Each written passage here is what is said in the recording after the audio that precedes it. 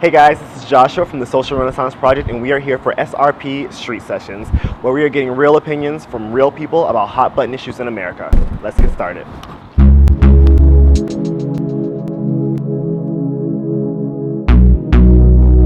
So, what is your opinion about what happened in Charleston? It's disheartening. It's devastating to know that scenarios like that are still playing out in a country that has grown from so much. You would think we're past certain acts of violence and indecency as such. You would think that. God, I don't know. I can't believe what's happening in this world now. It's really showing that it's just the end days. I strongly believe in revelations, and everything that's symbolic is coming to life very literally.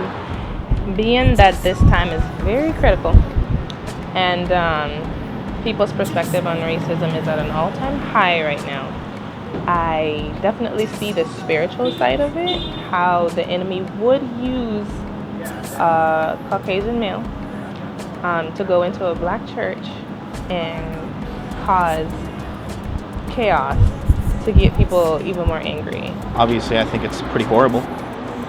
I don't know, it leaves a lot of questions. What type of questions? Why would someone want to do something like that? I think it was a tragedy. Racism, as we would like to think it is dead, is rearing its ugly head again.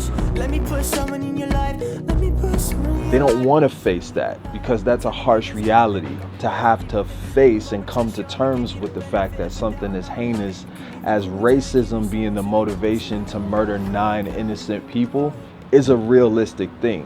What do you think about gun violence as it relates to this, being that anyone can get their hands on a weapon right now? I think it's ridiculous. I come from England, as you probably can tell, and gun laws are so strict you can't have a weapon in the United Kingdom. Out here, the gun laws seem to vary from state to state and city to city, and it seems like, when I lived in Texas, anyone can have a rifle. You don't need to license it. You go into a pawn shop, buy a 9mm, and I think the accessibility of guns is almost as easy as buying cigarettes. You have to have a background check to get a job, but you can walk into a gun store without a background check and buy a gun. I don't know how many more people need to die for something to be done at least about that. I imagine people are kind of using this as another example of gun control, and I definitely would not disagree with that. What do you think about people saying that this is not an issue of race? I think many are misguided.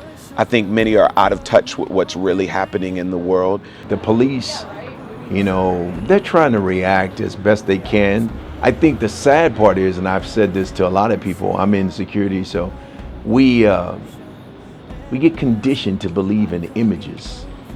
And I think he was a young man that was easily accepted because of his image.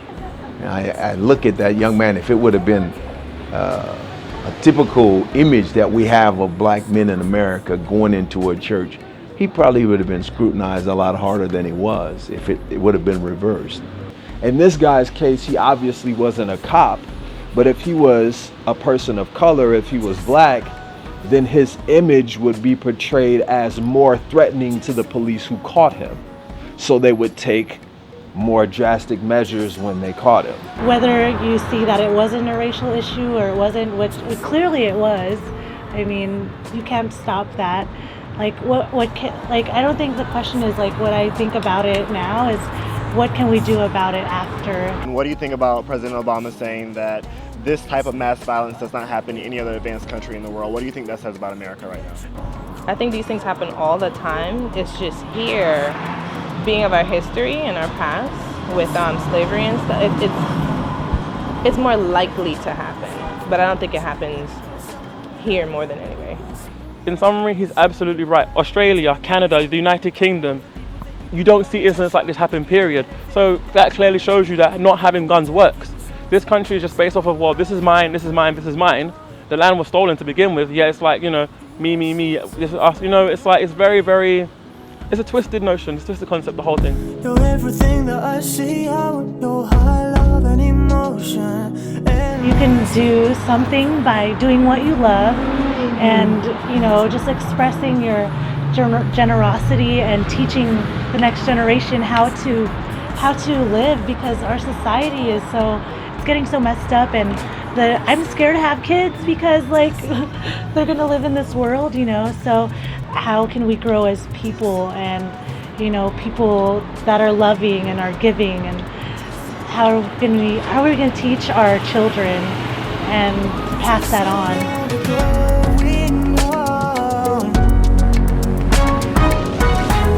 People aren't going to wake up until it actually happens to someone in their family, and then, you know, then the way in which they move and respond will definitely change. But God forbid it have to get to that point for people to actually empathize with those that are suffering with hate every day of their lives.